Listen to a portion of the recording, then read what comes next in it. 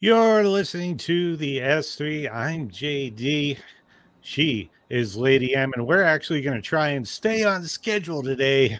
It'll be a miracle, but we're going to try. We actually we have a very special guest coming on to join us in the third quarter, which is about 30 minutes from now. We're going to have Jo Madden, on-air host and journalist for SportsGrid, joining us. She's going to talk a little about football betting. So get your pen and paper out. Be prepared to take notes. I'm bringing her on because, well, I've been being told for years that I need to seek professional help. And going on a losing streak, I'm bringing in a professional that actually knows more about sports betting than I do. Although now that I think about it, the friends that told me I need professional help probably didn't mean her. Anyway, moving on. That's coming on again in about 30 minutes. Before we get into the show, as always, let's give a shout out to our main sponsor, Heroes Media Group. For information on how to launch your podcast and your brand, please go to www.heroesmediagroup.com. What's next? Headlines and horrible dad jokes.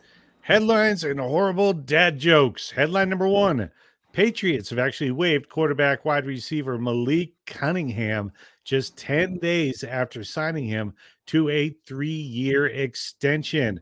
They added him to the roster in hopes of sparking the offense.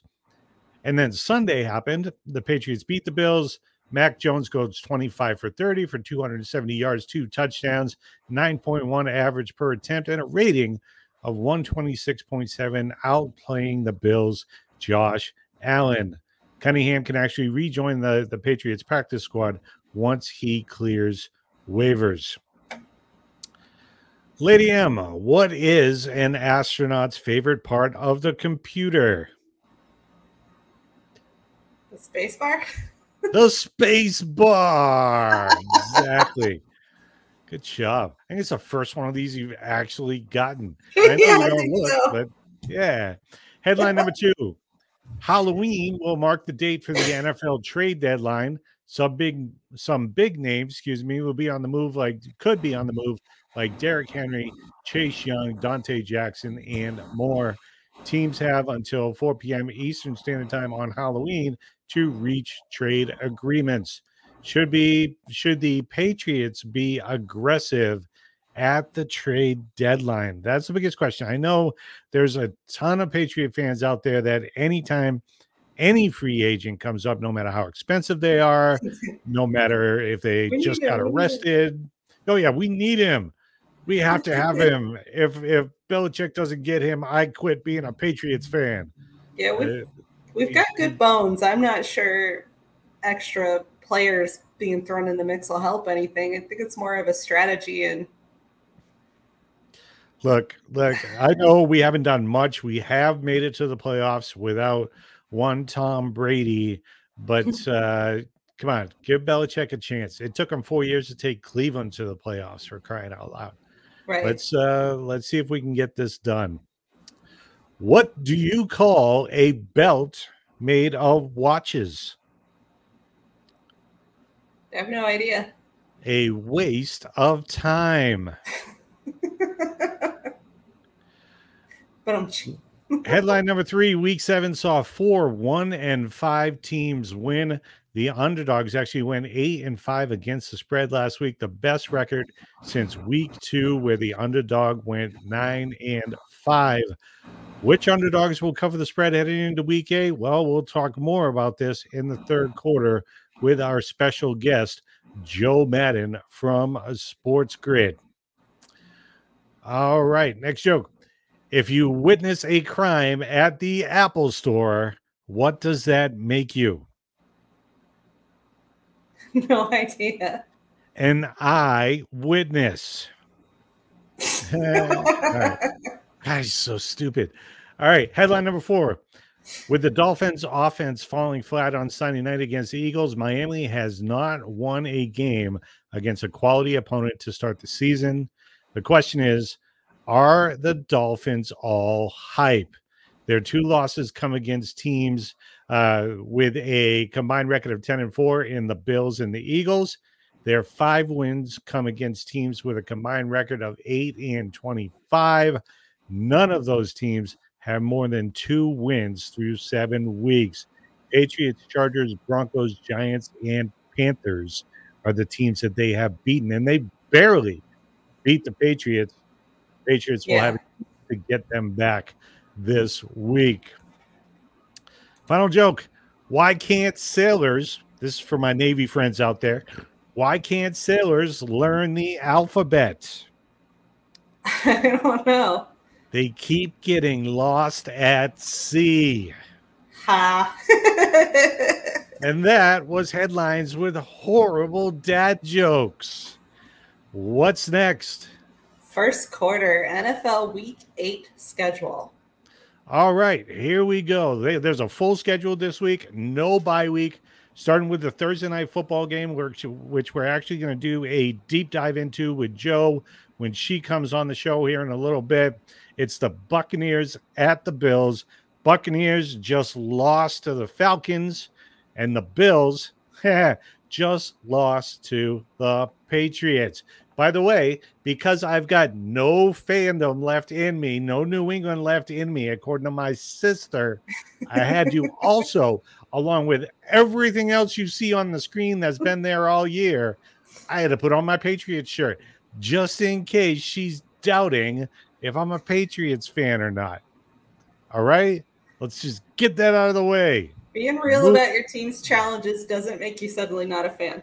Thank you. Thank you. So, Buccaneers at Bills. I definitely see the Bills bouncing back in this one.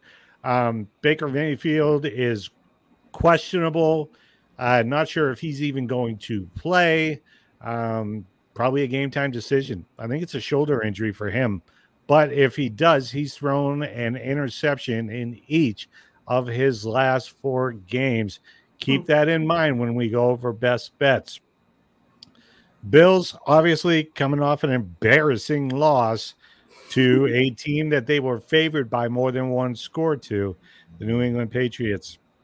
So the Bills are another one of those teams. You know, you really don't know where they're going to be at. But if they lose this, they're a 500 team. They lose this game, they are a 500 team. Never in my wildest dreams when we started this season would I have thought the Buffalo Bills would have been a 500 team through week 8. There's a definite possibility of that happening this week. Jumping into the Sunday slate, another team that just had a bad loss against the Steelers at home.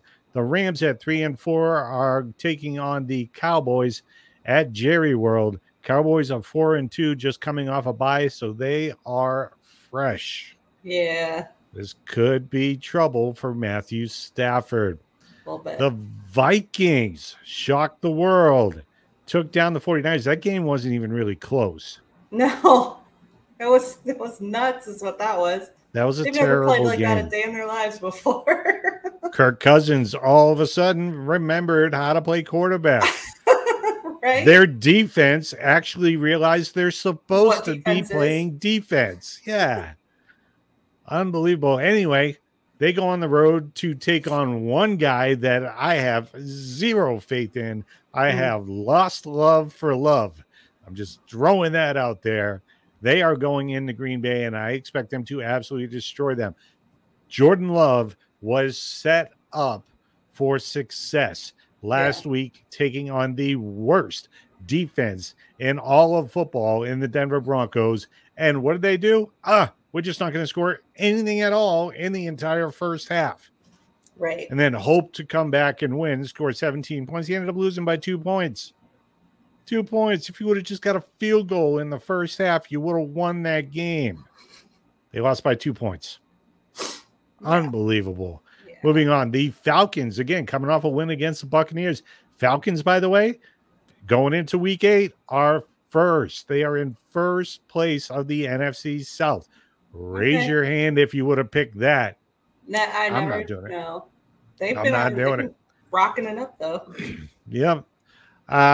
Going against the Tennessee Titans. Now, the Titans are probably going to be without Tannehill, which means they are going to have Levis and Willis probably combine at quarterback. Will Levis is the rookie that they got early in the second round at quarterback. He's going to make his first start more than likely.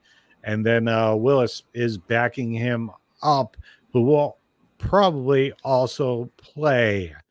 Next game, the Saints are going into Indianapolis to take on Gardner Minshew, Jonathan Taylor Thomas, and the Indianapolis Colts. That's going to be a closer game than I think a lot of people think. I like the Colts defense sometimes. Yeah. Sometimes. Yeah. All right. We'll go over those here in a little bit. The Patriots are going down to Miami to take on the Miami Dolphins again. I have zero faith in that Miami offense against a good team. Now, which Patriots team are we going to have? Are we going to have a team that was outscored like 73-0 in 2 games or 73-3? Or are we going to have the team that showed up against Buffalo? Yeah. Who knows? But I do know this. Tyreek Hill, questionable for Sunday. Ooh, that could be big. If Bill Belichick only needs to lock down Jalen Waddle and not worry about Tyreek Hill because he's not playing, Tua's going to have a rough game. Huge benefit for us.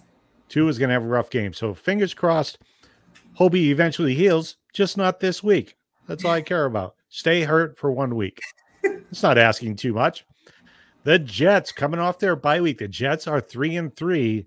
Chance to go 4-3 as we go into the Meadowlands, or as they stay in the Meadowlands because they share the freaking stadium to face the New York Football Giants. I think the Jets going to win this game. I do too. Their wins have been all surprising so far. Yeah, I definitely. I think the Jets will have that game. I'd be surprised if Giants pull that off.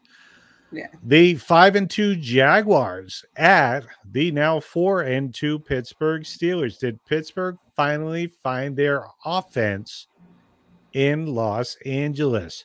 That's the question. This is a tough matchup for them. Then again, last week was supposed to be a tough matchup. Yeah. Didn't really happen that way. So it should be interesting to see which way that goes. I don't know which way I'm going to lean on that game. The Eagles 6-1. Pretty sure I know which way I'm going to lean in this game. 6-1 at the Commanders 3-4. Any chance that the Commanders pull this off in an upset? Not realistically, no. I mean, there's always technically the tiniest of chances, but I'm going to go with.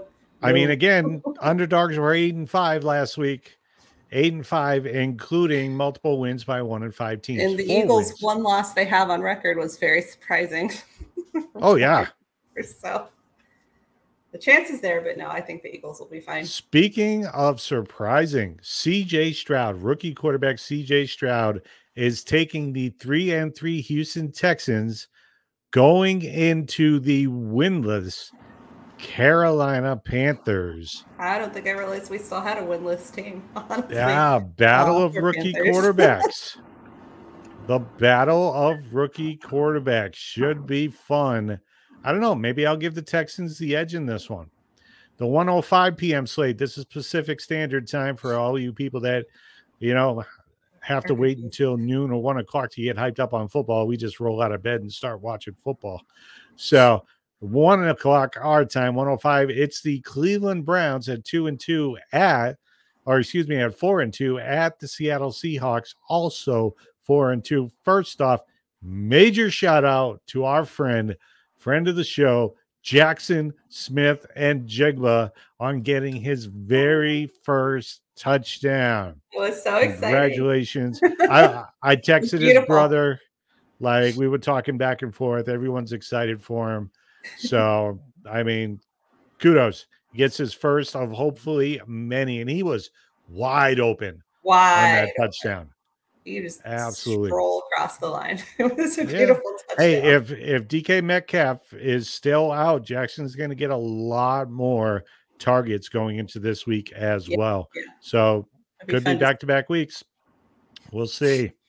125 slate. The Chiefs at 6-1 at the terrible yet still be able to beat Jordan Love and the Green Bay Packers Denver Broncos at 2-5.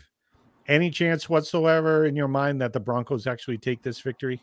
No chance.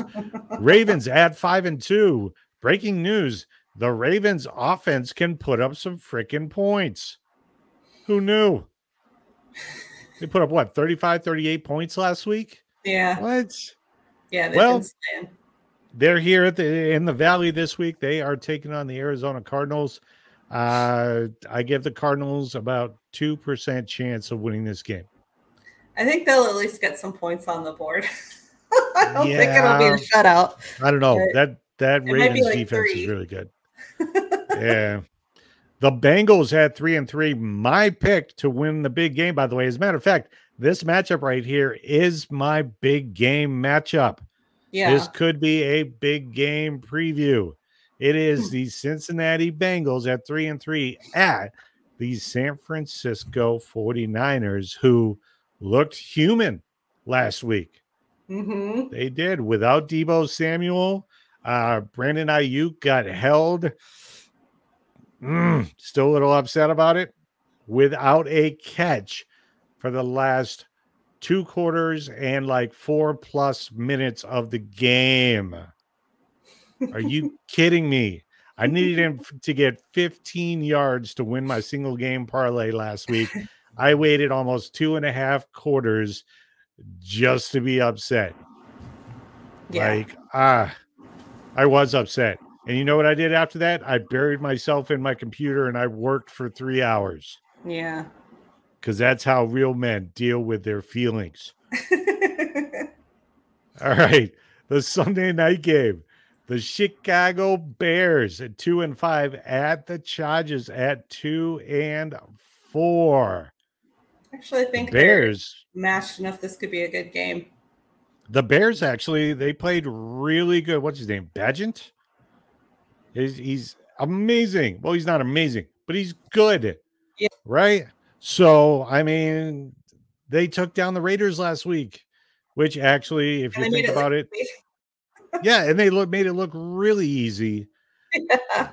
Now they go up against the Los Angeles Chargers, so that should be a good matchup. I think the Chargers will pull that one away, though, because I like the Chargers' defense a little bit more, or a lot more than I like the Bears' defense. So we'll say that. Monday Night Football, the Raiders at 3-4 at the Lions 5-2.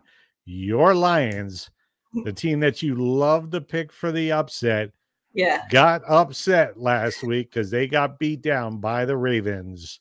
Yeah. Just embarrassed. A little bit. They should bounce back this week, right? Yeah. Against the Raiders. I don't think they'll have an easy time of it, but I do think they'll end up winning. All right. So what's next?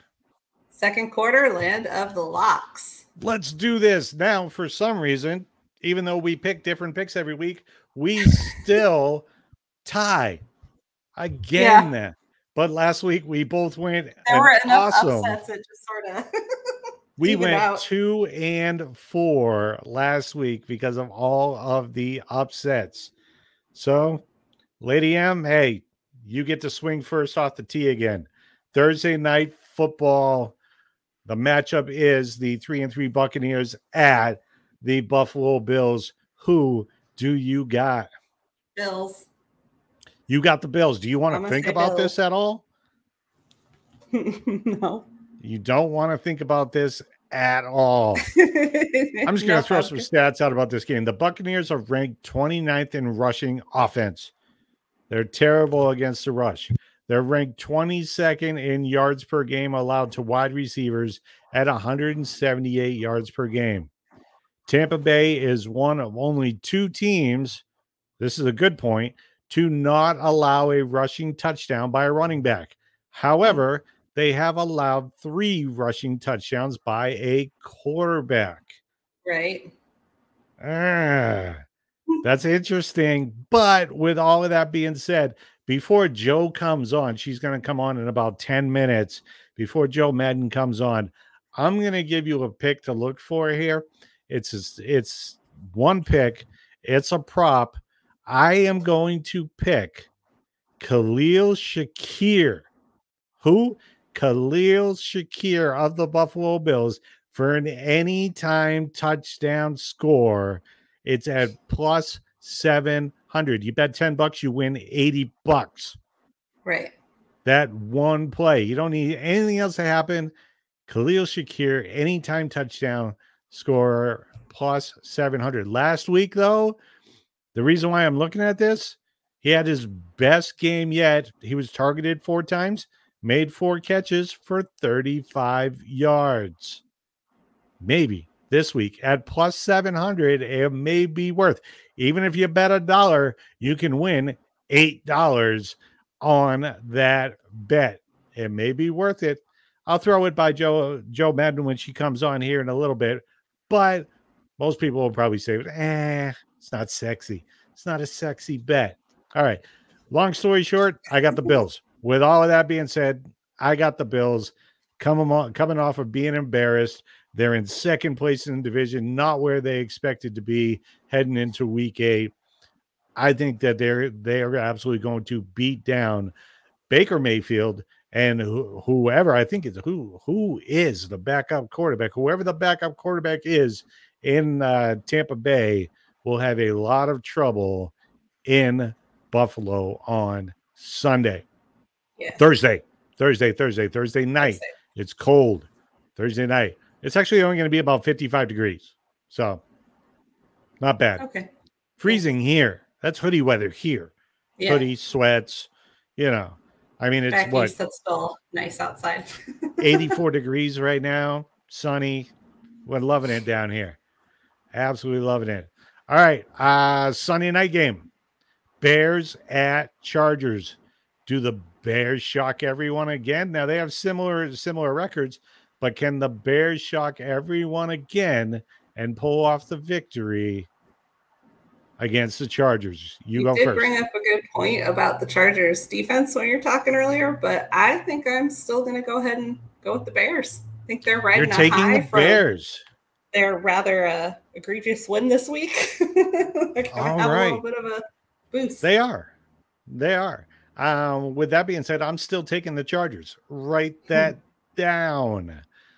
Monday Night Football. I already know which way you're going to go on this. The Las Vegas Raiders, who just lost to the aforementioned Chicago Bears. It's so embarrassing. Dad joke. Moving on. They are going into Detroit to take on the Lions at 5-2. Lions bounce back on this one. Can we both agree? Yeah. All right. Put it down. Put it in writing. Both of us have the Detroit Lions. Now, locked in. Pretty interesting slate. Again, no bye week this week for any of the teams. So this is a full schedule. Everyone's playing. Keep that in mind when you get your fantasy teams together. Looking at the schedule, starting with the Sunday at 10 a.m. slate and moving up, who is your first pick? I'm going to take the Jaguars over the Steelers. Wow, really? Yeah, I want to go coming for at least swinging. One. She's saying that the Steelers win last week against LA is a fluke. It's exactly what she's saying. All right. Well, with my back the way it is, I should probably stick to the low-hanging fruit. I don't need to stretch too high. So I'm going to take the Eagles to defeat the Commanders so that I can keep my health right where I need. Maybe I do need to stretch more. Maybe that's the problem. Things are popping right now. I don't even know if the mic picked it up, but they're snap, crackle, and popping with just me doing that. All right. Who you got next? I'm going to cherry pick on this one. So I'm going to take the Chiefs over the Broncos. I think it's a damn good pick. There's a lot of good looking cherries in this slate. There really are. There's a lot of good-looking cherries, starting next with the Ravens to defeat. I mean, you have pretty much been the reason why we lost all of our Arizona Cardinals fans anyway. So why not bet against them now, right? I'm taking the Ravens. Lock that in over the Arizona Cardinals. What you got? What's your next pick? You got one more after this? Is this your final pick? This is my final pick. This is your final pick. Here we go. Are Yeah, you? I'll go ahead. I'll take the Niners. I knew it. I knew you were going to take the Niners, and I hope the Bengals beat them because, again, this is my pick. The Bengals and at or against the San Francisco 49ers for the big game. This is my pick. Not in the locks of the week, but that's my big game selection. So it's funny that they actually had to face off. Let's go with, I'm going to take the Vikings. Jordan Love's done nothing for me all season. He's let me down on multiple bets. I have zero faith in him. He just sucked Vikings it up are against. Going to be riding quite a high after right? The Niners too, so. Right. And Jordan Addison, the rookie wide receiver. What does he have? Like 6 or 7 touchdowns right now? He's going to get offensive rookie of the year. I have no doubt about it. If the Vikings, if Jefferson stays out for a prolonged amount of time, Jordan Addison will get rookie of the year, even though obviously we're cheering for Jackson Smith and Jigba out of Seattle. Yeah. Jordan Addison, who, by the way, was the last wide receiver picked of the string of 4 first-round picks of wide receivers. Right? He was the very last one out of the top 4 wide receivers to get picked. And he's performing the best. He's performing the best. So I got the Vikings. Run down our picks. Who do you have? All right. I have the Bills, Bears, Lions, Jaguars, Chiefs, and the 49ers. All right. And who do I have? You have Bills, Chargers, Lions, Eagles, Ravens, and the Vikings. Outstanding. All right. Now, locked in. Okay, well, a couple more things I want to talk about this slate because there's certain games that we did not talk about. This is not going to count against your picks, but the Rams going into Dallas. Mm-hmm. They were upset last week against Pittsburgh, who you just picked against. Yes. So does that say that you have no faith in the Rams going into Dallas? Hmm. This is tough. I mean, the Dallas defense is decent. Like I think they could play a lot better. Had a bye week, so they're going to be well rested. But it kind of, when it comes to Dallas, when it comes to the Cowboys, it's their personal attitude that gets in the way and how much of a threat they view the other team as. They have the tendency to blow games if they look at the other team and go, we could take you. It's like they don't bring it. They don't try as hard. And then how they end up having some really weird losses that don't make any sense. When they go against a team they view as a challenge, then they bring it. And it increases their chances of winning. Here's another question. The Vikings at the Packers game. Let's just talk Green Bay Packers here real quick. Shout out to the head of Heroes Media Group, Adam Bird, huge Packers fan. I know he likes the show. Do the Packers actually need to start looking for their replacement for Jordan Love? He's only in his 3rd year. This is his first year as a starter. He had to wait for Pretty Boy to leave the show and go to New York before he actually got the opportunity? Or do you say this is his first year as a starter? Let's let him get a full year under him and then see what he looks like next season as the starter coming out of training camp. Do you stick with Jordan Love or do you move on from him and find a new future? More of the slow and patient type. Because to get to a really good place in a sport like this, it requires a certain level, like a foundation of knowledge, if you will, before you can take that next step into being decent at the sport. So I would lean a little bit more towards giving him the one whole first year and then seeing what he looks like at the beginning of next season. but it wouldn't necessarily hurt anything if they picked up, like they drafted somebody that looked pretty good to be his backup. Is it too early to start looking for who's going to replace Jordan Love? That's a pretty good question. I again have zero faith in him, especially after the show that he put on last week against pretty much the worst defense in all of football. All right, let's move on. What's next? Next is third quarter, our special guest. All right. So as you see on the screen, ladies and gentlemen, let's go ahead. Joining us, the on-air host and journalist for SportsGrid, Jo Madden. Jo, thank you so much for joining us today. Yeah, my pleasure. How are you guys doing on this beautiful Wednesday? Oh, well, it's beautiful down here. I don't know what it's like up in Canada, but it's like 83 degrees and sunny down here in Scottsdale, Arizona. Well, I'm trying to be positive. The sunshine is actually coming in my office right now. So that awful thing that starts with the S is starting to melt a little bit, but we're still in minus temperatures. So it's warm in here. The heat's on in the house. Well, if you stay inside, you can at least pretend it's a nice, sunny, warm day. You absolutely can. In front of all these lights in my studio, it's nice and warm. I don't know how you do it. I grew up in Boston and I ended up in the Army in beautiful tropical frickin' Fairbanks, Alaska. And that's why I live in Scottsdale, Arizona now.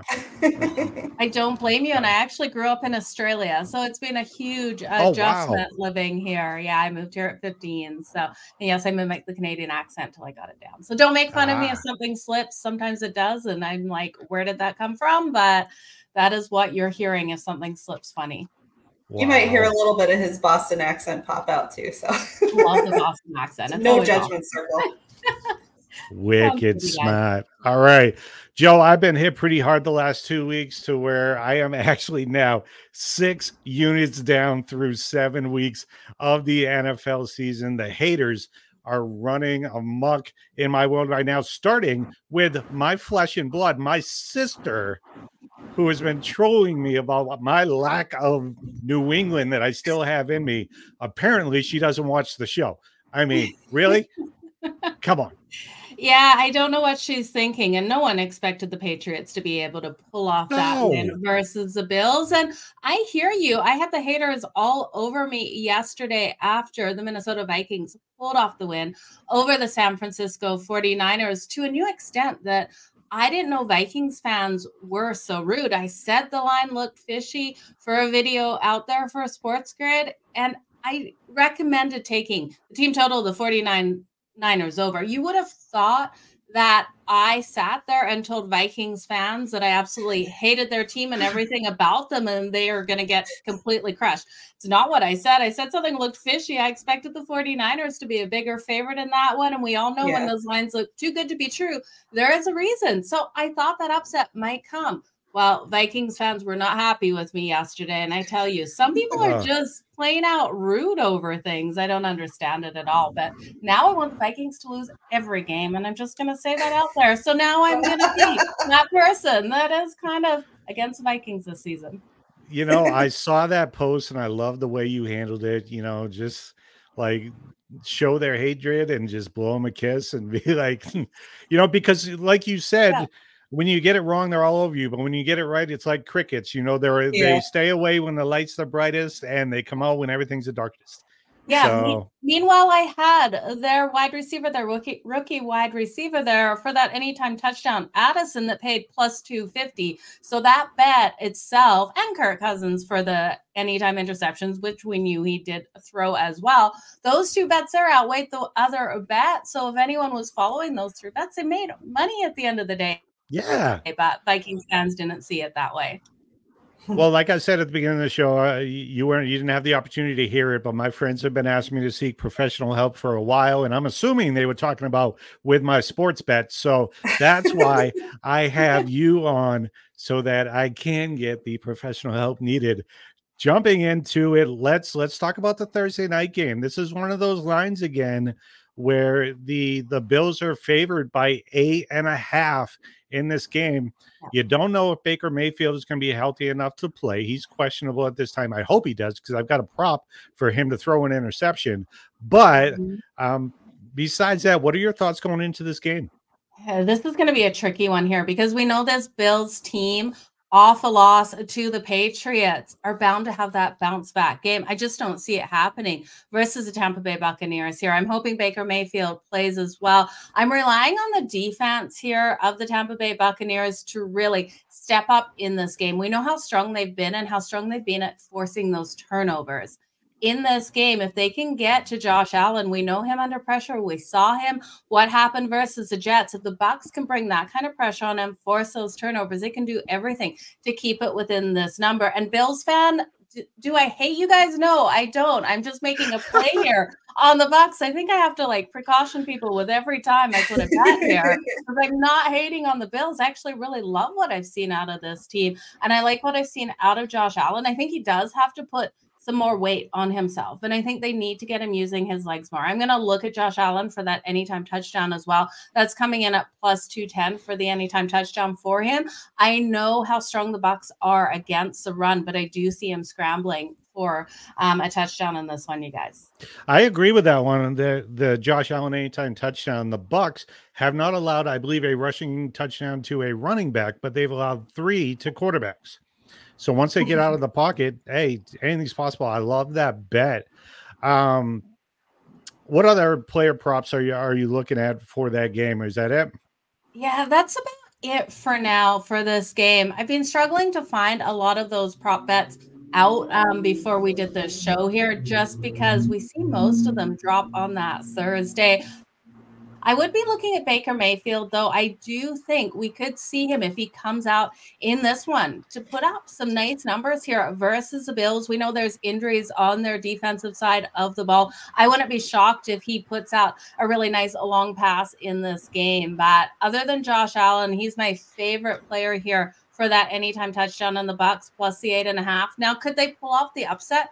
Absolutely. This Bills team isn't looking like themselves. I don't know if I'll sprinkle on that money line or not if I'm brave enough, but I wouldn't be shocked if we saw the upset on Thursday Night Football. I do think this one stays under the total. I don't think we see the Bills run away in the points department with this one. We know this team at any time can explode offensively. I'm just not seeing it happen here against this defense. Yeah, that total in this game, the over-under is 42.5. I was looking at the under in that one as well. I love doing single game parlays just because of what they can pay out. I've got a 3-pick I'm going to run by you.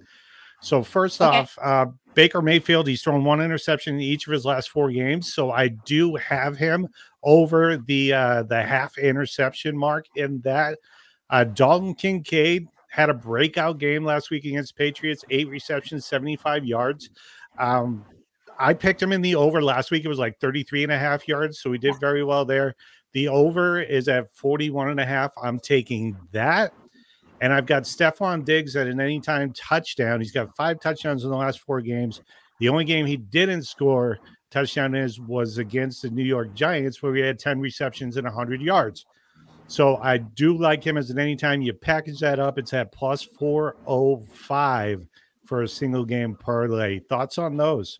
Yeah, you got to love that plus money, and especially with Diggs thrown into that parlay. We know how phenomenally strong Diggs is for this team, and he should get a lot of the plays. And I think he's a prime opportunity to get that touchdown. The Bucs know that, though, and that's where I kind of was looking at Josh Allen over anyone else, because I think for these defenses to really protect against the quarterback sneak or them using their legs and rushing this ball, it's a hard one because at any point they can be called for that late hit on that quarterback. So you see defenses pull up a little bit more. So that's where I'm kind of nervous with this Bucs team, because this Bucs team's defense has been so strong. I think Stephon Diggs, I won't be shocked if he gets in the end zone. So I do like that parlay and great plus money on it. All right. Now, Sunday slate, going back to week 7, the underdog was actually 8-5 against the spread in week 7, which was their best record since week 2 when they went 9-5. Do you see any underdogs on the slate this Sunday that you're looking at? Oh my God. If I told you no, I don't think I would be me. I'm loving so many underdogs here. It's almost sickening how many, but you look at them and there's good reason why these underdogs should be able to get the win. You got to look at the first one, the Atlanta Falcons versus the Tennessee Titans. My Vrabel here as an underdog. The head coach has been absolutely money. And I think the Tennessee Titans can get it done. Desmond Ridder, I'm not completely sold on him here for the Atlanta Falcons. We saw him in that last game out. It's like he wanted to just give away that game. And I think... Oh, with the fumble? Yeah. Right? It was not pretty. And yes, we got quarterback questions with the Tennessee Titans. Ryan Tannehill out with a high ankle sprain. I think we will see Will Levis here. I think this team will be able to do enough. And with the quarterback questions, I think it does give Tennessee kind of the upper hand. They're really not saying who's going to be out. And it's a lot more for the Falcons to have to prepare for who's going to be the quarterback out there. So I love the Tennessee Titans in this one. The Green Bay Packers, I heard your hate against Jordan Love. You got to think, though, in this one, who's the public going to be all over? Minnesota Vikings. Who am I like totally against now in their fan base? No, not really. The Minnesota Vikings. I'm just going to play that one up for a couple of weeks here. But I do think Green Bay at home, at Lambeau, this is a hard place for teams to come in and play, especially off that big high. It's always a letdown spot. We see it in college football. We see it on the ice. We see it everywhere, these teams coming off these big wins. And I'm still not buying in to the Minnesota Vikings without Jefferson out here. Addison has been a phenomenal step in for this team, but I do think this is one where the Packers push enough. They're coming off that loss to Denver, which they never should have lost that game, but I do think they can get the win. I can keep going. There's so many. Give me the Carolina Panthers to get their first win on the season. You can't tell me this team is not going to win a game this season. 17-0 or 0-17, sorry. This, I think, is their prime opportunity. It's their only opportunity when you look at their schedule to beat the Texans this week. And CJ Stroud, I really like what we've seen out of him for the Texans. But I do think this is going to be a harder one here versus the Panthers. The head coach, Frank Reich here, off the bye, 5-0 against the spread. So grab them plus the points. I'm sprinkling on the money line. Or actually, I'm just taking them straight up on the money line. I think it's their best opportunity to get a win this season. I like that bet. I'm definitely looking at that. I am also, for those listening, I'm taking our Patriots straight up to beat the Dolphins if they don't have to, asterisk, they don't have Tyreek Hill play, because I love Bill Belichick's defensive plans, and I think he can lock down Waddle. And I think they can shore things up and not look so bad against a run like they did the first time that they met. So yeah. I like that one. I think that is a good one. The Dolphins there, another highly public team. Everyone's going to be looking at them again. Everyone's also going to be looking at the Dallas Cowboys. I think that is a prime spot to look at the LA Rams to come in nice and strong, grabbing them plus the points. I'm hoping that line moves a little bit. And same with the Philadelphia Eagles line going into Washington. We know when these two teams played back at the start of this season, it actually went to overtime. And last season, Washington went into Philly, was able to get the win. So these are teams that play each other really hard. The public is going to be so all over the Philadelphia Eagles here. When it comes to Sunday, I expect this line to move. So if you like Washington, like I do, which is a hard situation, a scary situation to be on, because we know this offensive line is letting Sam Howell be absolutely destroyed out there. But I think you got to look at it. This is going to be too much money on the Eagles from the public in this one. Prime opportunity to grab a team that plays another one really hard here in a divisional matchup, plus all the points you can get. And I'm not taking them on the money line. I'm not brave enough for that, but I think you look at them here, plus the 7 as soon as it hits that, or 7.5 would be even better. No, 7.5, definitely much better. Definitely looking at that. Joe, just got you on for about another minute here. Definitely appreciate your time. The next time we talk, quite possibly the trade deadline will have come and passed. Here's a question for you. Does Derrick Henry stay in Tennessee? Oh, that is a good question there. I think for Derrick Henry and the Tennessee Titans, I would hold on to him if I was with the Titans. I'm not sure if they're going to, though. He might be on the move. Where is a huge question mark. We know running backs these days really don't get the respect and they don't get the dollars that I really think they deserve. Everything that their body goes through, it's so hard, and they have such a short career. So I think if he is offered more money somewhere else and that trade is up on the table, that he will go because he needs more money, honestly, you guys. I'm trying to think of potential buyers right now for him, that teams that really need a running game. Maybe he could end up in Detroit. Detroit would be a great place. I think the LA Rams as well. They really lack that running game with the injuries that they have faced. So between Detroit and the LA Rams, I think both of those places would be good homes for him. It's going to be interesting. The trade deadline, I can't believe it's already on Tuesday. It's on Halloween. I know. Wow. Right around the corner. Right around the corner. Crazy. By the way, I am in the only room in our house that does not have Halloween decorations. I just want to throw that out there. Right over my shoulder. There we go. Nice. I like that. It's always good to get festive out there. Done. Jo, before we let you go, please tell everyone when and where they can catch up with you and your shows and how they can find you on social media. Yeah, so to find myself, it's Jo Madden Sports on all social media, but all of my content is over at SportsGrid, SportsGrid TV on all socials. If you're looking to catch any of our shows, just go to www.sportsgrid.com/watch, and we are on so many different platforms over there. I am live every Saturday night from 8 o'clock to midnight Eastern, and then guesting all over the place, Game Time Decisions, as well as Sports Rage. So just head on over. There's also an app, so check out the app, guys. And check out the app. It is free, Jo. Thank you so much. We'll hit you up again when we launch our basketball show. Starts this Friday, but we'll get you a couple weeks to feel everything out. Hopefully, we can get you back on the show. Awesome. That'd be a lot of fun. You guys, all the best in your bets, and tell your friends that you got that help that you needed. Fingers crossed we make some money this weekend. All right. Thanks, Jo. Take care. Thanks. All right. That was Jo Madden from SportsGrid. Absolutely awesome of her to stop by. Cool. Great person. I've been following her for a while. Not on stalker status, but she does know what she's talking about. And yeah, I definitely see the haters just jump all over her. I don't think women in general in sports get enough credit for their knowledge. You yourself, I mean, you get to come on, you teach people every week about the history of these teams, and like, that's amazing. Absolutely amazing. Speaking of which, we got that coming up here shortly, but what's next? Fourth quarter, the college quarter. All right, so the college quarter, as always, we got 3 games to watch. If you're going to sit on your ass at home and watch college football, I got it set up to where you can watch game after game after game. I will miss the third after game because I will be back in the press box at Mountain America Stadium covering the Arizona State University Sun Devils for Sports Media X. I can't wait to get out there. It's going to be a blast. But first, 3 must-watch games, starting with the 9 a.m. slate against that Pacific time, not specific time, Pacific time out here on the West Coast.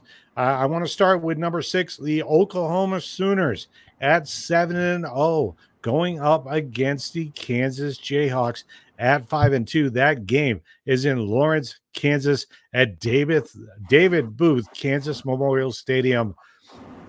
Oklahoma, man, this is going to be a rivalry. This is going to be a throwdown. It's going to be a great matchup. I don't see Oklahoma blowing them out. As a matter of fact, I could see Kansas coming out and putting points up on the board first. That's the 9 a.m. Pacific Standard Time game. The 12:30 p.m. game to watch. Number 8, Pac-12 battle here. Maybe one of the last Pac-12 battles we'll ever have. Number 8, the Oregon Ducks at number 13, Utah. Ducks are 6-1. Utah, the Utah Utes are 6-1. This is going to be a great game to watch. I got Oregon pulling away with this one. I think it's going to be a very close game. Like, it could be down to like a field goal or less, but I got the Oregon Ducks pulling away with the win in that one. Colorado at 4-3. The only reason why I highlighted this game is this is a must win for Colorado if they want a chance at making the bowl game at the end of the season. You need at least 6 wins to be bowl eligible. They're at 4 now, and there's maybe after this game, maybe one more shot at them to get. So with all the hype, again, they may not make a bowl game appearance. The over-under for wins was at 5 for them. So not everybody, including myself, bought into all the hype and all the celebrities and all the jewelry. It's still Colorado. That's just how you break it down. That's the simple truth of it. It is Colorado, and they are taking on UCLA. Colorado's 4-3 on the road at UCLA at 5-2. It's going to be tough. They got UCLA this week. They got number 11 Oregon State next week. They host Arizona the following week, which should be a win. That game I'm picking for a win, but you never know the way they've been playing. I mean, they only won by a field goal to Colorado State. They only won by a field goal to Arizona State. So, I mean, I got no faith in them. Yeah. I got as much faith in Colorado as I do in Jordan Love. Even though Jo Madden's pretty positive, Green Bay's got a pretty good chance this week. I'm not falling for it. Thank you for giving me the professional help I needed, but I'm not taking that advice. I'm not taking that advice at all. And then they finish up the season at Washington State and at Utah, 13th ranked Utah. Washington State, by the way, taking on the Arizona State Sun Devils this weekend, Saturday. I believe it's a 5:00 game at Mountain America Stadium, which I know you love the name of that stadium. All right, here's looking at you. 2 games. Can Army bounce back after a 62-0 beatdown by number 19 LSU? They host UMass this week. It's a 9 a.m. kickoff on the CBS Sports Network. I'll be watching that game before getting ready to head out to Tempe to what was Sun Devil Stadium. I just don't know. If they're going to get a win, this is their best shot. UMass, not really known to be a great football team. So they got this. And then again, Washington State is in the Valley. Tough Pac-12 matchup for Arizona State. I'll be out there probably doing my live on the field, from the field by about 3:30, maybe 4:00 Pacific Standard Time. What's next? Overtime football origins, the New England Patriots. All right, let's do it. All right, so this is a much newer team, and it's done a whole lot more record-breaking and cool stuff than any of the teams I've looked at so far. It's starting in 1890s. That was pretty fun. I mean, it's my team too, so I have to admit I'm a bit biased. They were founded in 1959 as the Boston Patriots. The team was originally a charter member of the American Football League. So this was before the NFL-AFL merger, clearly. I thought it was kind of cool. They actually had the locals submit ideas for names, and then they ended up picking the Patriots from a submission. And it is indeed standing for the original 13 colonies members who declared independence from the British in 1776. That's been the whole point. Artist Phil Bissell of the Boston Globe is the one who created the original logo, Pat Patriot, right after the name was officially declared. In these early years, they didn't really have a stadium of their own to call home, so they just sort of played all over Boston, wherever they could squeeze in for a game. In 1963, they won the first ever playoff game against Buffalo. So first time in the playoffs, they won the game. Suck it, Bills fans. All right, moving on. Go ahead. They did not win the AFL championship game against the Chargers, and they didn't make it to another postseason game for 13 years. But this 4 years after they were created, they did manage to win a playoff game. All right. So in 1970, they joined the NFL as part of the NFL-AFL merger, and they were placed in the AFC East, where they still are today. One of the things I've noticed going around with the teams, I don't mention it a lot in my history, but they change those all the time, which little grouping or clump they're in. So I found it kind of impressive we've managed to be in one the whole time. Yeah, it's pretty cool. Let's see. In 1971 is when we changed from Boston Patriots to the New England Patriots. And this is when they moved to Foxborough, Massachusetts, out of Boston proper. Right. They tried to be the Bay State Patriots, but the NFL rejected that name. And so they ended up as the New England Patriots. All right. The Bay State Patriots.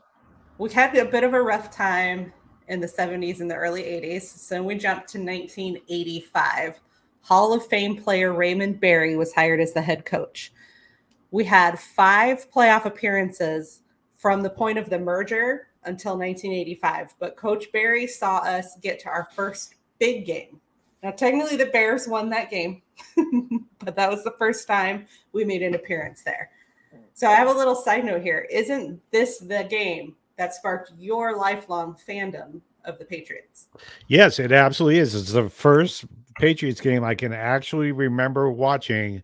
I was 7 years old at the time, maybe 7 or 8 years old. And while the rest of the family was doing the big game shuffle, not really called that, from the Chicago Bears. Yeah. I became a Patriots fan because I was impressed, because at that time I would have just taken my ball and went home after getting beat down so bad, but they didn't, and they kept playing. So I respected them.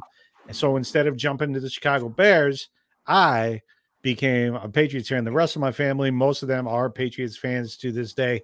But yeah, like my brother grew up worshiping. He was a running back, so he worshipped Walter Payton instead of anybody that the Patriots had. So not really a bad choice, though. Hall of Famer legend Walter Payton. So, yep, that was it.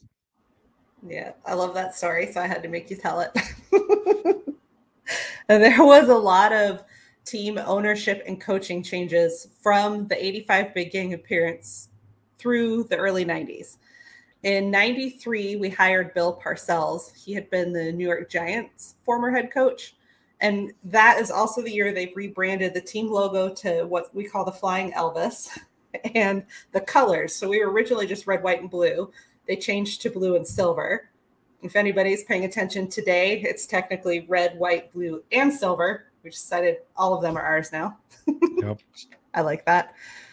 This was kind of a dangerous time for the Patriots, honestly, because the plan was to move them to St. Louis and completely rebrand them as the St. Louis Stallions. And what saved us was Robert Kraft, who I believe is still currently the owner of the team. Yes, he is.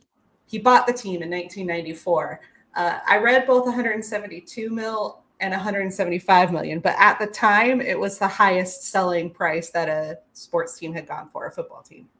Oh, yeah. Which is, the team just sold for $6 billion, so it didn't last long. But at the time in '94, it was a big deal. Yeah. He is also responsible for buying Foxborough Stadium out of bankruptcy in 1988.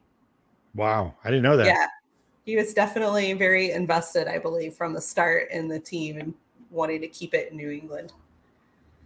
So Coach Parcells brought us 2 more playoff appearances, plus another trip to the big game, which we did lose to Green Bay in 1996. Yeah, we did. In 2000, we hired Bill Belichick as head coach. He'd been defensive coordinator under Parcells during the big game against Green Bay. So we just kept him on as our head guy. In 2001, Tom Brady stepped in for the injured Drew Bledsoe. Now, Drew Bledsoe had been our main quarterback through most of the 90s. He had one of the most horrible injuries I've heard of. He had a blood vessel shear off in his chest. Yeah. Which is what took him out of the game. It's a bit horrifying. Have you seen that hit? No. I'll show you that hit after. We'll post it on our Facebook page for those of you that don't know. It was it just sounds almost as traumatic as Denny last year in some ways. But Tom Brady stepped in, and he ended up leading the team to our first big game win in 2001. The Brady-Belichick combo would end up leading to 6 big game titles with 9 appearances. So one of the most fabled combos in football history, referred to as a dynasty by most. So in 2002, the old Foxborough Stadium was demolished, and they officially moved into the new Gillette Stadium, which is the one that we currently use today. In 2003 and 2004, we won back-to-back big games. We are the most recent team in football history to have done that. If you count from 2001 to 2003, we were also the most recent team to win the big game 3 times in a 4-year period. The only other team to have done it is the Dallas Cowboys. Found that pretty cool. All right. Yeah, in the 90s, right? The Patriots have not dominated this game without also having some controversy. So in 2007, they had what is called Spygate, where Belichick was accused of filming opposing teams' defensive coaches from non-designated areas. I don't remember that. When was that again? 2007. Huh. Must have missed that one. All right, go ahead. Videotaping opposing coaches and teams is not actually illegal in the NFL. There's just very specific areas where you're allowed to do it from. And we were taping from our own sidelines. So the commissioner at the time decided that was against the rules. Belichick ended up fined $500,000 for this. It's the highest fine for a coach in the NFL's 101-year history to that point. The team was fined $250,000, and they lost their first-round draft pick selection for 2008. The tapes themselves were destroyed, like physically broken up into pieces, which is still considered a pretty controversial move on the commissioner's part. Belichick had believed he was operating within the rules as long as he didn't use those tapes during the game they were filmed at. And I have to say that makes sense to me because they're allowed to watch the games from TV. Well, it makes sense to anybody that has the ability to use critical thinking, but we live in a day and age where that just doesn't happen anymore. So guilty. That was our first controversy. Also, there's another one. Who knew? It wouldn't be life without a bunch more gates for no reason. Also in 2007, we had a 16-win, 0-loss, undefeated regular season. Technically, we're the 4th team in league history to go undefeated during the regular season, but we're the only team to go 16-0 in the regular season because we're the only one that have done it after they expanded the regular season to 16 games. Right. We made the big game this year, but lost in an upset to the New York Giants, which ended our season as an 18-win, 1-loss season. The only other teams in history that have pulled off those kinds of stats are the 84 49ers and the 85 Chicago Bears, but their 1 loss occurred during the regular season. Yeah. I found that just like an interesting little side note. Yeah, the Patriots are the only team to go into the big game 18-0. 0 losses. Yeah. Yeah. We made another big game appearance in 2011, and again, the New York Giants took the win that year. Don't remember that either. All right. And in 2014, we made a record-tying 8th big game where we won against the Seattle Seahawks. I remember that. We also had another controversy known as Deflategate. Don't remember that. I know you're so excited for me to talk about this one. Oh. In 2014 AFC Championship game against the Colts, the team was accused of tampering with the actual football itself. So this was a shit show to read about. It was a shit show to hear about when it was happening. All of the facts and data, you're going to have to picture my air quotes for those of you just listening, are all over the place and very inconsistent. Basically, there's a specific range the balls need to have for their PSI to be considered legitimate in the game. Yep. A lot of things can affect that. Weather can affect it. Temperature can affect it. Both the temperature of the air going into the ball, the temperature outside around the ball. It doesn't necessarily stay at the PSI it's filled to after it's been filled. All of that said, the Colts linebacker, DeQuell Jackson, kept a ball that he intercepted as a souvenir from the Patriots. And that ball's what started it. Now, Jackson himself said that he didn't notice anything wrong with the ball. He couldn't tell. There was no difference to him. But that was what made them basically reach out to the referees and make some accusations towards the Patriots. So the referees at halftime of this game stepped in and checked all of the balls. This is where it gets even crazier to me. Let's see where I have this listed down. So one report says only 1 out of 12 balls was truly less than it should be. And a few others might have been just like maybe a tick under regulation, not anything that would have made someone bat an eye. Another report claims that 11 of the 12 balls were 2 PSI under pressure. And yet a third report claims 5 of 11 balls were like, I want to say 11 when they're supposed to be 12 and a half. So about 1.5 off. So none of this was consistent or the same, but the team ended up receiving $1 million fine, and they lost 2 2016 draft selections. Tom Brady, who got the blame for whatever reason, ended up being suspended for 4 games. After he appealed in 2015, they let him serve that suspension at the beginning of the 2016 season. So they didn't take him out at the end of 2015 to do it, at least. I also want to mention that the score at halftime for this game we're talking about was 17 Patriots, 7 Colts. After the second half of the game, the final score was 45 Patriots, 7 Colts. And that was with the new football. After they stepped in and regulated all these footballs, we still won. Right? Like, it's just this whole thing just bugs the crap out of me. Like, because Mike Florio, he's profootballtalk.com. He's also like the head insider guy for Sunday Night Football pregame shows.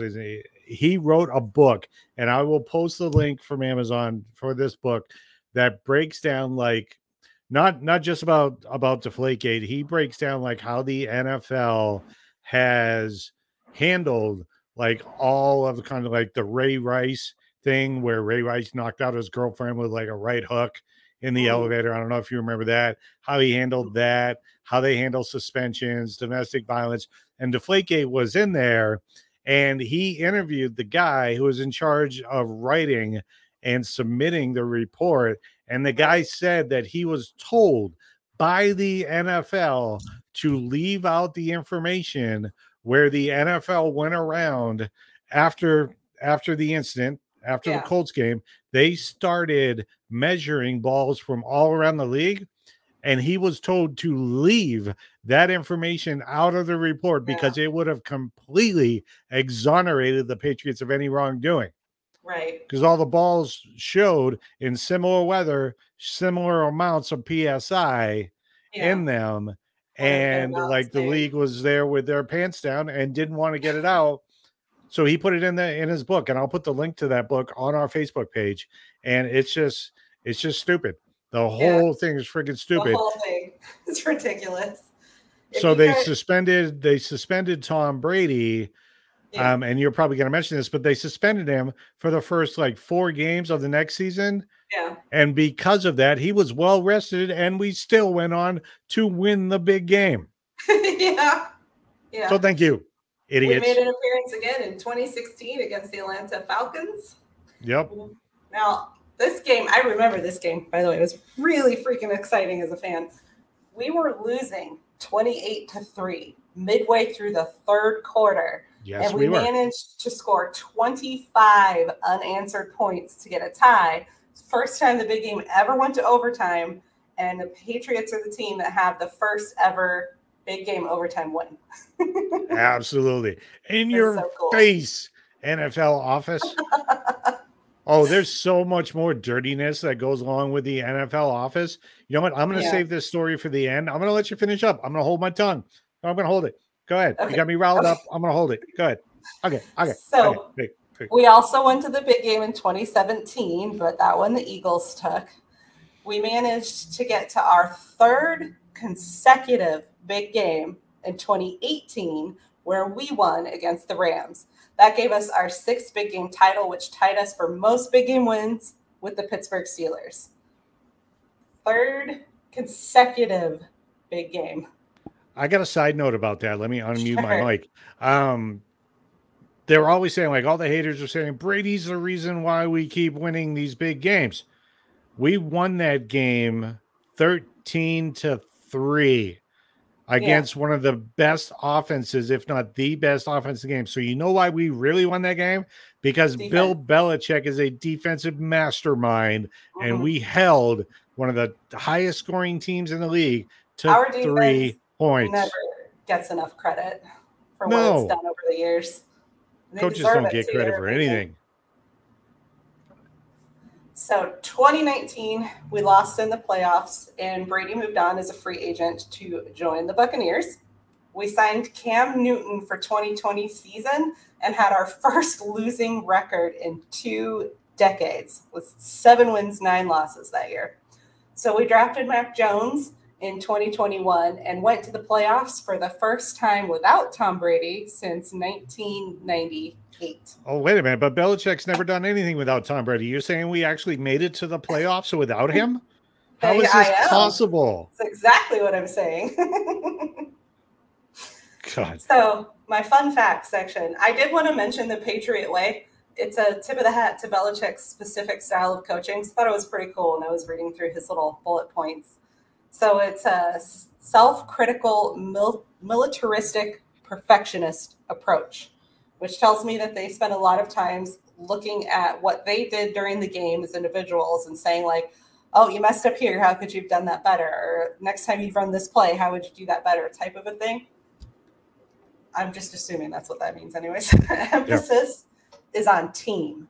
He believes very strongly in equality among players and having a lack of ego, which also kind of tells me a little bit about why some of the clashing happened towards the end between him and Brady, because I know somebody's ego got a little big there. He believes in a strong work ethic, intelligence, and a high level of focus and preparation for each individual for each game. That is pretty intense if you think of that from a coaching perspective, to have each individual have their own specific agenda that they're supposed to be accomplishing per game, to even sit down and figure all that out. Yeah, that's pretty cool. Major kudos on that one. He wants versatile players that are able to play many different positions and multiple schemes to take advantage of their opponent's weaknesses. Yep. That is the Patriot way. Now, our very last win that we just had this week was Belichick's 300th win as a coach. Woo! Very cool. Nice job. All right. I also thought a fun stat was Tom Brady has had 74,571 career passing yards. Yeah, he's thrown for a little bit. A little bit. Might be good with his arm. Pretty cool. So my final points. The Patriots hold records for the most big game wins, which is 6, tied with the Steelers. The most big game appearances, we've had 11. And the most big game losses, which are 5, and we're tied with the Denver Broncos. 11 times. 11 times. Yep. I think like 11. The most I've said so far is 3 or 4 for a team. I was kind of like, whoa, when I was reading through this. So other records held by the franchise include the most playoff wins. We've had 37 of those. The most wins in a 10-year period, which was 126 wins from 03 to 12.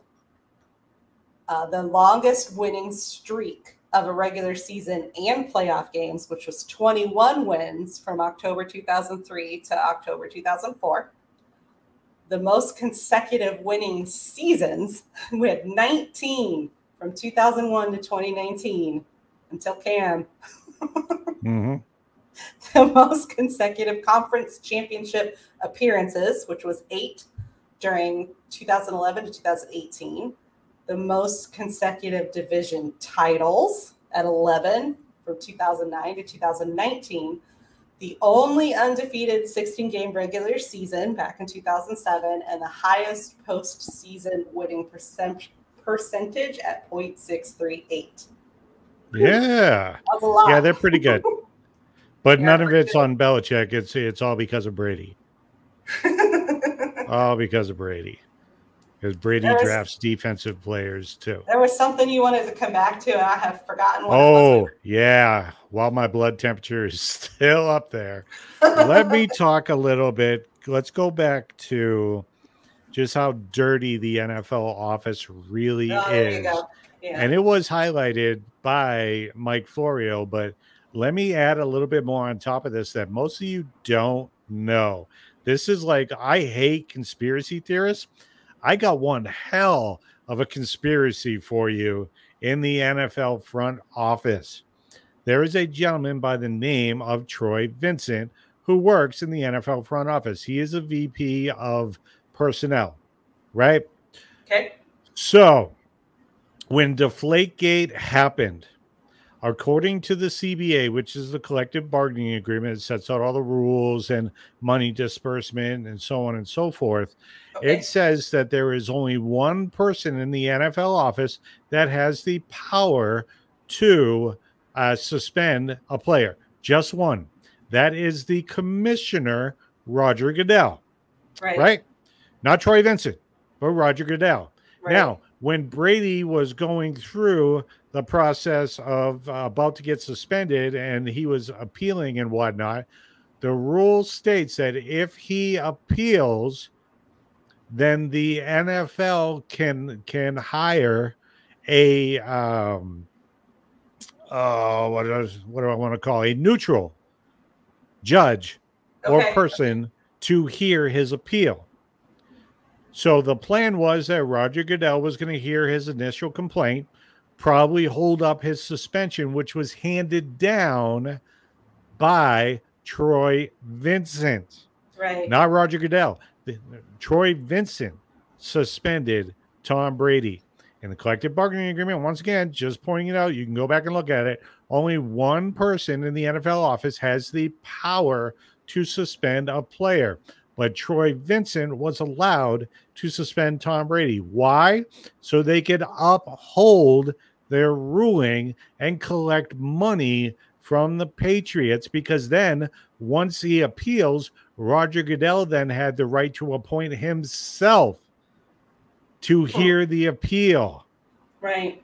Which he did, and upheld the punishment handed down by, again, Troy Vincent, who had absolutely no legal right to suspend because that wasn't his job. Right. That's not his job. That hasn't been his job since. Since then, he has not suspended any other player. There's been domestic abuse.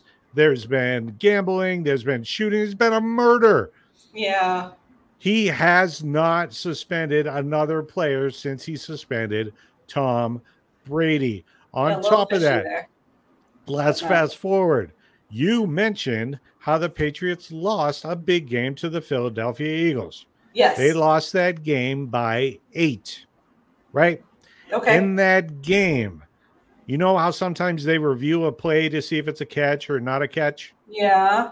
Okay, so in the big game, there were 2 catches that were put up for review, both of them on touchdowns.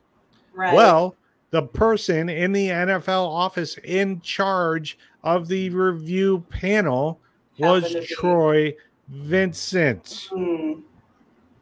So at the time, I thought nothing of it. Both of them were called catches. That sucks for us. Doesn't look like we're going to win another big game. Right? That's exactly how I looked at it. In the offseason, now when the league wants to change rules, in the offseason, they have what they call the winter meetings, where the owners get together with the commissioner and they decide what rules they're going to vote on to change. Right? There was a loud cry that season for the catch rule to be changed. Right? So when asked in a presser, Troy Vincent was asked, are you going to change the catch rule? He said, technically, we already have. They said, what are you talking about? He said, I made the change during the Super Bowl so as to not take points. This is his words. So as to not take points away from teams during the Super Bowl. Well, what teams would you have taken points from? Because none of the catches to be reviewed came from the Patriots. They were both Eagles touchdowns, and they were both incomplete, but they were ruled as catches. Now, why is this important? Why is this fishy? because Troy Vincent spent the majority of his career losing to Tom Brady, including his Eagles the first time under head coach Andy Reid lost to the New England Patriots. Right. He then left the Eagles and then said, I can beat Brady. And he went on to the Buffalo Bills and continued to get his ass kicked by one Tom Brady and the New England Patriots. What did he do then? He said, I'm going to win a big game and I'm going to take it to Tom Brady. At the same time, I'm now going to the Miami Dolphins. And then he continued to get his ass whooped by one Tom Brady and the New England Patriots. And he retired his Hall of Fame career, retired without ever winning a big game. Who, may I ask, would have the biggest grudge against Tom Brady? Who? Who? Right. That would be Troy freaking Vincent, the dirtiest guy in the NFL office. The dirtiest guy in the NFL office. Yeah. The only way a rule is allowed to be changed is if it's voted on by the owners. Right. He said, I made the rule change. I arbitrarily did this during a game, so deal with it. Yeah. Yeah. To help his Eagles. To help his Eagles finally win a big game. If, let's say, those scores were taken off the board, at the most, the Patriots would have been on a final drive to get into field goal range. Right. It ended up being a Hail Mary into the end zone that was missed because they needed 8 points, not 3. Right. They would have just needed 3 to win. Right. It's out there. It's out there. Yeah. Dirty NFL office. Dirty. But Roger Goodell is in his position for one reason. He makes the owners money. Yeah. He is voted into his position because he makes the owners money. It's Troy Vincent's dirty. Roger Goodell's just as dirty. Yeah. And the owners love him for it. What can I say, right? Right. What can I say? I can say this. That's the end of my bitching and complaining. I do want to say this. Don't forget, we are launching our NBA podcast this Friday at 3 p.m. Pacific Standard Time. Do not miss it. As a matter of fact, what I'm going to do, I'm actually going to be heavily looking at the Mavericks and Spurs game tonight. It's a 9:30 p.m. Eastern Standard Time tip-off. It's on ESPN. I want to see rookie Victor Wembanyama. Say it with me. Wembanyama had 19 points, 4 rebounds, 5 blocks in just 21 minutes of his last preseason game.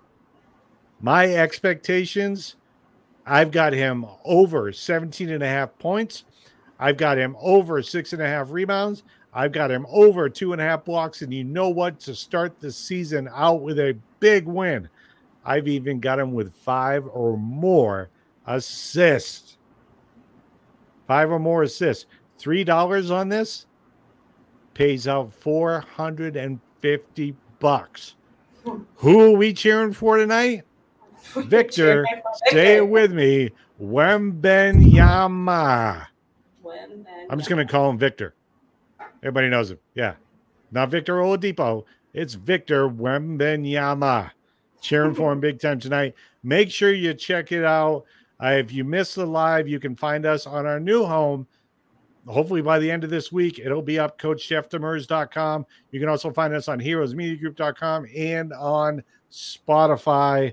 Until then, keep loving sports. We will see you later. Take care.